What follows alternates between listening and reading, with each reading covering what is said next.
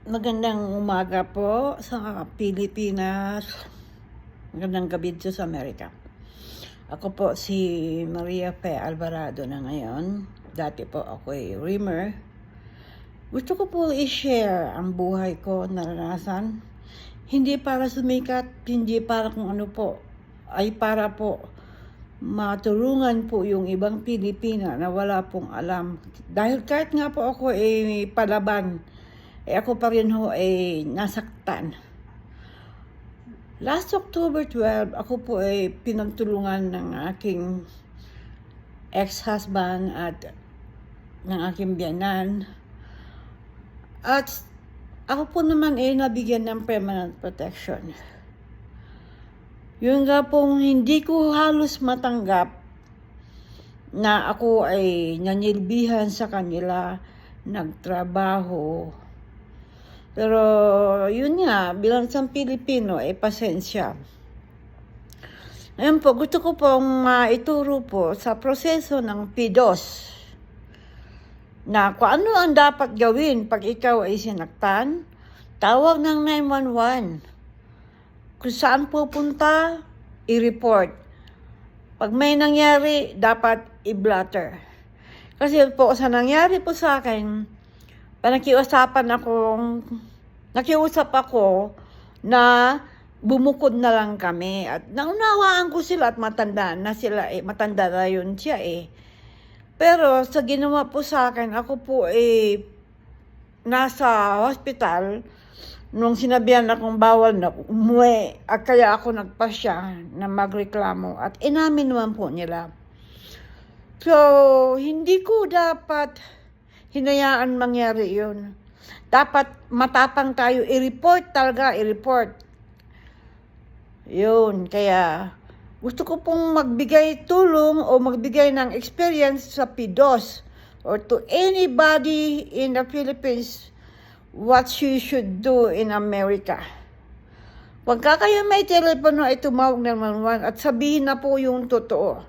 Kasi ang ginawa po namin, hindi kami nagsabi ng totoo dahil natakot kami. Kaya sa nangyari yung pagsisinungaling namin, hindi namin yung sinabi ng totoo. Kami po ay pinaghiwalay at naging kawawa po ako ngayon. Nawalan ako ng trabaho. Nagkasakit ako. At beses akong babalik-balik ng hospital. Never even a single dime na tumulong sila. You cannot hear them saying, okay, I need to take you chiropractor. No. So, ako po nahingin ng suporta sa kung sino mang Pilipino or non-Filipino.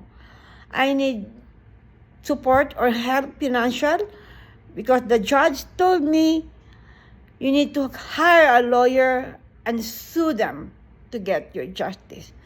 We already gave you permanent protection. Do it.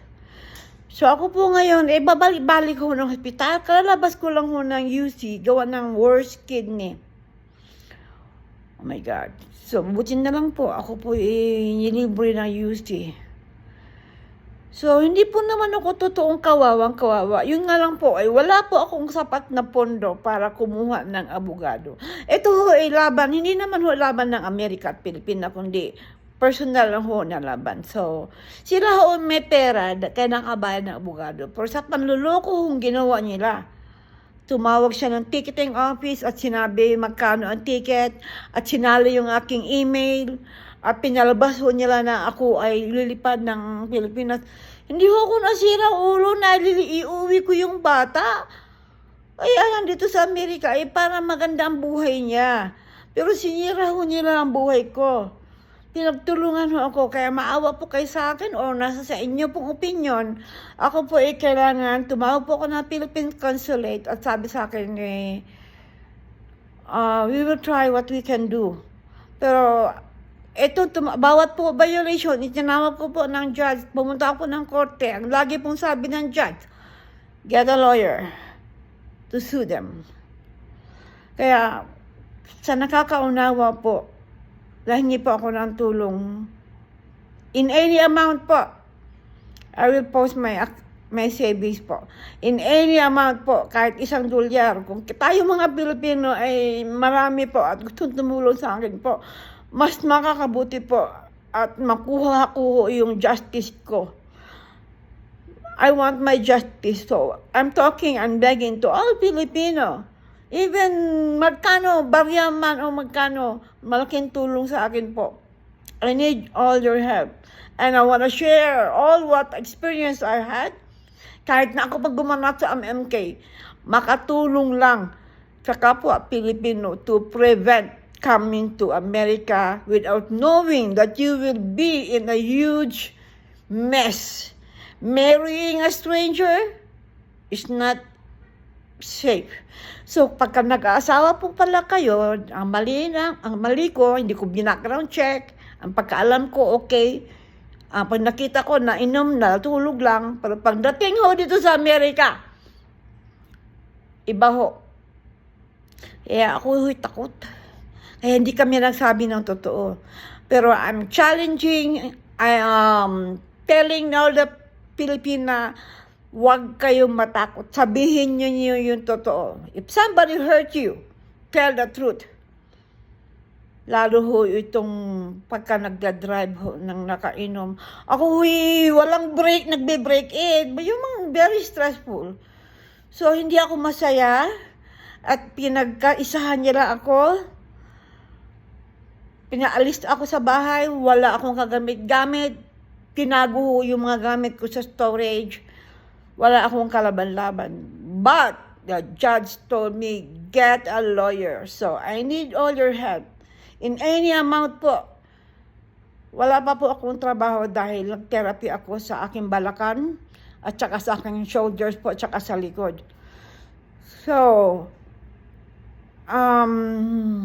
masasabi ko lang po, lalaban ako.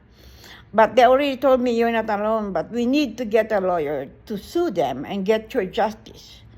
You already got the protection order. Inamin na po nila eh. They already admitted to the court. So, inamin na po nila, wala na maraming proseso. So, pinagluluko ako ng pinagluluko.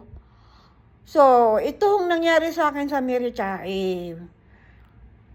kapalaran ko, malas ko, at katangahan ko. Dapat noon pa lang, I should tell the police the truth. So, everything will be okay. So, nangangailangan po ako ng suporta ninyo. Kahit po barya, pagkahuyan nagkaipon-ipon at tatanawin kong malaking utang na loob sa kapwa Pilipino kung sino po ang gustong tumulong. Gusto ko po mapakita na tayo mga Pilipino ay nagkakaisa. Hindi po ako nagde-demand kung magkano po. But I just need support and your help po. Thank you very much at magandang gabi po at magandang umaga. Ako po si Maria Alvarado, Tubong, Cebu. Salamat po ng marami. Please help me.